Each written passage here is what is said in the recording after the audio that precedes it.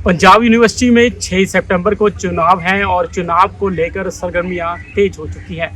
बात करें पीयू प्रशासन की, तो पीयू प्रशासन और पुलिस प्रशासन द्वारा यहां पर जो है पुख्ता इंतजाम किए गए हैं ताकि कोई जो बाहरी स्टूडेंट्स हैं या बाहरी नेता हैं वो यहां पर न घुस सके। ऐसे में आज जो छात्र संघ जो हैं उन्होंने जो प्रेसिडेंट के प्रधान पद या अन्य जो उम्मीदवार के इस पर खड़े हुए हैं उन्होंने नॉमिनेशन अपना भरा है। तो हमारे साथ मौजूद हैं सचिन गालब जो कि काउंसलर भी हैं। सचिन गालब, जिस तरीके से अगर बात करें छात्र संघ चुनाव को लेकर, एनएसयूआई ने भी आज अपना नॉमिनेशन भरा और ऐसे में कई अन्य पार्टियों ने भी जो है अपना नॉमिनेशन भरा, कैसे देखते हैं चुनाव को? देखिए, चुनाव पंजाब यूनिवर्सिटी का चुनाव शुरू से ही महत्वपूर्ण रहा है।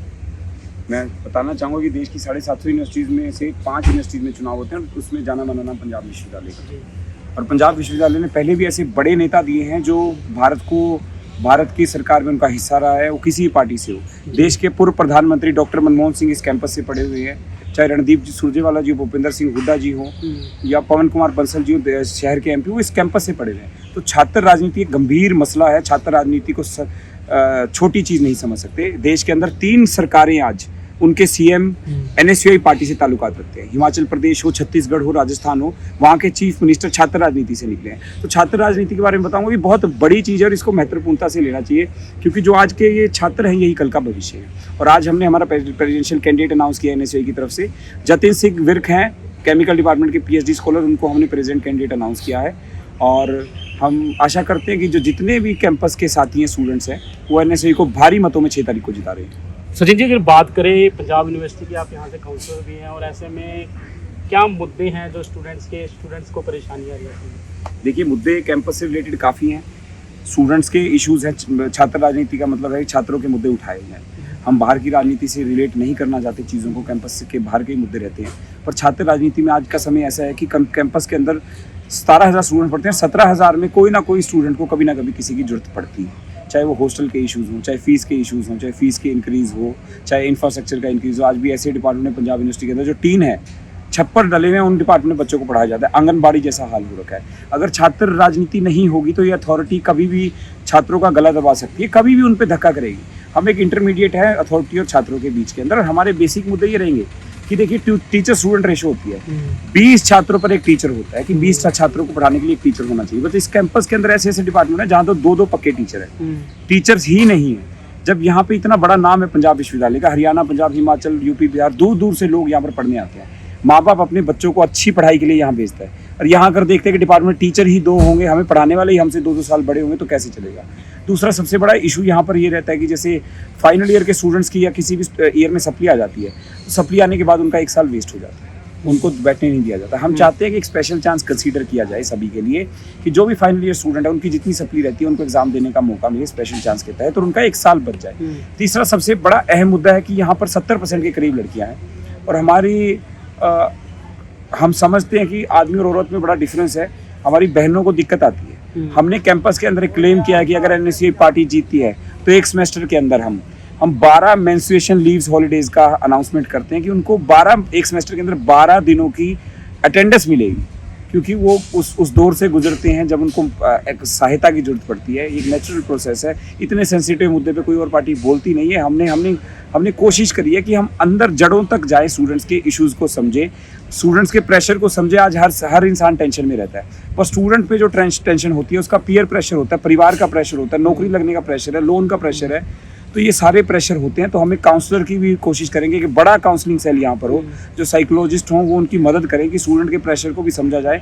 बहुत सारे एरियाज़ में स्टूडेंट के सुसाइड होते हैं, वो तभी चीज़ें हम रोक पाएंगे जब स्टूडेंट की समस्या को समझ पाएंगे और माँ बाप भी ये बात समझे कि बच्चे देश का भविष्य हैं। और जो 18 साल से 30 साल की उम्र में बच्चा अगर मेंटली तौर पे मजबूत रहता है तो आने वाले जीवन में वो सामाजिक डिसीजन बड़े अच्छे से ले सकता है। अगर बच्चा 18 साल से 30 साल की उम्र तक दिमागी तौर पे कमज़ोर हो, वो समाज को नहीं समझता, तो वो आजीवन कमज़ोरी की तरफ ही रहता है। तो ग्रूमिंग है।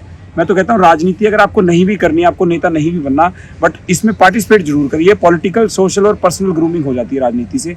और देश अगर बदल सकता है, समाज बदलेगा तो राजनीति की वजह से ही बदलेगा। गालिब जी, अगर बात करें आपके एनएसयूआई ने जो प्रधान पद का जो उम्मीदवार जो जतिन सिंह को जो चुना गया है, हाल ही में 2 दिन पहले ही उसने आपकी पार्टी ज्वाइन करी है, प्रेस कॉन्फ्रेंस करके आप इसको ज्वाइन करते हैं, पर उसी को एकदम से उम्मीदवार बनाना, क्या आपके एनएसयूआई में कोई ऐसा कैंडिडेट नहीं था जिसको आप प्रधान बना सकते? देखिए, कैंपस में एक मुद्दा उठाया गया दूसरी पार्टियों की तरफ से कि हमारे पास कैंडिडेट नहीं था। एनएसयूआई एक नेशनल पार्टी है, कोई हरियाणा, पंजाब, हिमाचल की पार्टी नहीं है। जहां नॉर्थ ईस्ट के अंदर एक डिस्ट्रिक्ट से दूसरे डिस्ट्रिक्ट में जाने में 4-4 दिन लग जाते हैं, वहां भी एनएसयूआई है। मणिपुर में त्रासदी हुई, वहां पर भी एनएसयूआई थी। मैं बाकी संगठनों से पूछूंगा इनका क्या रोल रहा है मणिपुर के अंदर, क्या नॉर्थ ईस्ट के अंदर ये पार्टीज हैं जो आज क्लेम करती है छात्र संघ राजनीति की बात करते हैं। जतिन सिंह विर्क 6 साल छात्र राजनीति से बड़े अच्छे से जुड़ा हुआ साथी रहा है। जतिन सिंह पूरे कैंपस के अंदर सबसे सूझवान कैंडिडेट है एट प्रेजेंट, जो किसी भी मुद्दे पर अपनी बात रख सकता है और मुद्दे को समझता है और सोल्व करवा सकता है। हमारा मकसद एबीवीपी एनएसयूआई से उठ के ऊपर तक की लड़ाई देखना था। हमारा मकसद सिर्फ कैंपस नहीं है, हमारा मकसद है कि आज देश के अंदर कैसी सरकार है। आज देश के अंदर ऐसी सरकार है जहां हम सेफ नहीं है, सिक्योर नहीं है। हमारे बच्चे बेरोजगारी पर हरियाणा के लोग भूखे मर रहे हैं। सबसे ज्यादा अगर बेरोजगार है तो हरियाणा में लोग हैं। तो हमारे देश के अंदर कैसी सरकार है? ऐसी सरकार है जो हमें सेफ नहीं फील करवा सकती, जहाँ फ्रीडम ऑफ स्पीच नहीं है। तो जतिन खुद उस संगठन से जुड़ा हुआ है जहाँ उसने खुद क्लेम किया कि फ्रीडम ऑफ स्पीच नहीं है। मैं कुछ मुद्दों पर बोलना चाहता था, जतिन ने कहा कि मुझे दबाया गया, मुझे धक्के देकर बाहर करा गया कि आप प्रधानमंत्री के खिलाफ नहीं बोल सकते, सरकार के खिलाफ नहीं बोल सकते हैं, आप किसी मुद्दे पर अपनी राय नहीं रख सकते हैं, आप बहन बेटियों की मदद नहीं कर सकते, उनके साथ नहीं खड़े हो सकते। और जतिन की हमें सोच भी अच्छी लगी। अगर कैंपस के प्रोग्रेसिव नेचर के लिए अगर जतिन जीतता है तो सभी का भला है। और ये सिर्फ एक कैंडिडेट इलेक्शन नहीं लड़ता है, इलेक्शन पूरी टीम लड़ती है। 10-10, 12-12 साल से हमारी टीम काम कर रही है, वो टीम इलेक्शन लड़ रही है, वो जीत सभी की होगी। जतिन एक फेस है, एक चेहरा है हमारा जो हमें रिप्रेजेंट करेगा, बट एक टीम एफर्ट है, कलेक्टिव एफर्ट है। और जतिन आपको बताया कि मणिपुर इशू हो या 6 साल से स्टूडेंट्स के इश्यूज उठा रहे हैं, हम तो ओपन डिबेट क्लेम करते हैं कि आइए जतिन से बहस करिए यूनिवर्सिटी के मुद्दों पर। और अगर जतिन नहीं बात रख सकता है, मत दीजिएगा वोट। बट मैं समझता हूँ जतिन एक पीएचडी स्कॉलर है और हार जीत के बाद भी आने वाले समय में राजनीति करेगा। तो इस बार एनएसयूआई को वोट दिया जाएगा, जतिन को जिताएगा। और गाला जी, अगर बात करें 6 सितंबर को जो चुनाव होने हैं, ऐसे में यूएसएस पार्टी है, सोई पार्टी है, सोको पार्टी है, कई अन्य पार्टी जो है भी और एनएसयूआई, तो किससे टक्कर मानते हैं? मैं टक्कर, देखिए, किसी पार्टी से टक्कर नहीं है। जो पार्टी से टक्कर होती है वो सिर्फ एक थोड़े समय के लिए है। राजनीति का मतलब सिर्फ कोई जीत हार से नहीं होता है। आने वाले 6 तारीख को आशा करते हैं कि हम जीतें, और भगवान ना करे हारते हुए तो हम लड़ाई जारी रखेंगे। हम वो पार्टी नहीं है कि आखिरी के 1 महीने मिनिस्टर और एमएलए को बना के चुनाव में लड़ाया उतारा जाए। हम पूरा साल एक्टिव रहते हैं। क्या जरूरत पड़ गई कि पंजाब यूनिवर्सिटी जैसे कैंपस में आम घरों के लिए राजनीति बनी है? छात्र राजनीति का मतलब होता है कि आम परिवारों के लोग राजनीति में आगे आए। क्या यहाँ पर मिनिस्टर, एमएलए और सीएम का आना जायज था? भगवंत मान पंजाब के सीएम छुप कर हॉस्टल में आए।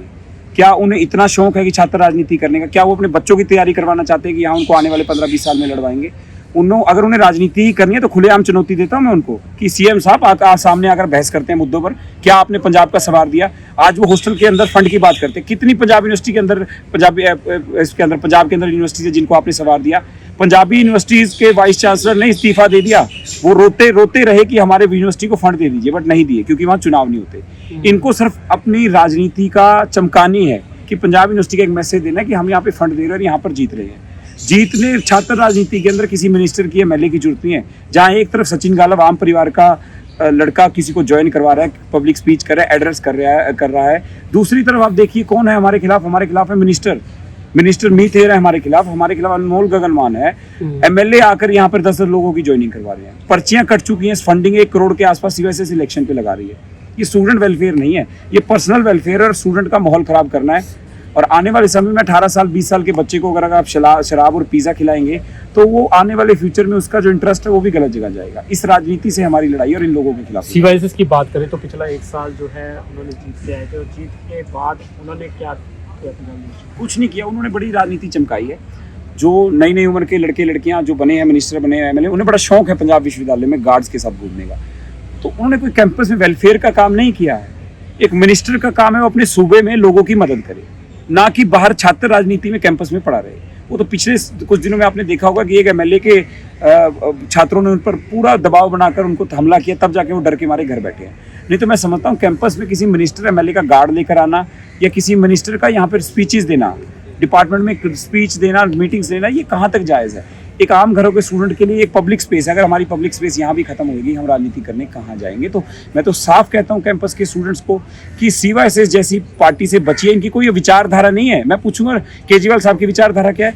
केजरीवाल साहब की कोई विचारधारा नहीं है। अगर मुझसे पूछा जाएगा एनएसयूआई की विचारधारा, मैं आपको समझा दूंगा।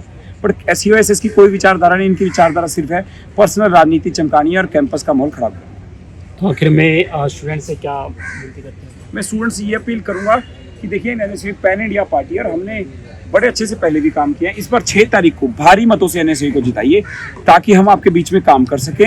और अगर हम काम करेंगे आपको सभी काम दिखेंगे। एनएसयू की राजनीति हमेशा से दूसरी पार्टियों से अलग राजनीति रही है। हम ऐसे काम करना चाहते हैं जो कैंपस में लोग याद करें। बस एक मौका चाहते हैं। हम पहले भी जीते हैं और सबसे बड़ी दल रहा है। मैंने आपको बताया यार, यहाँ पे भी सब स्टूडेंट एक्टिविज्म जो एनएसयू की रहती है, किसी पार्टी की नहीं रहती। मैं सभी छात्रों से उम्मीद करता हूँ कि आने वाली 6 तारीख को सभी चंडीगढ़ के कॉलेज में, एसडी कॉलेज हो, डीएवी कॉलेज हो, 50 कॉलेज हो, वहाँ एनएसयू को भारी मतों से जिताएं और यूनिवर्सिटी में भी जीत का परचम लहराएं।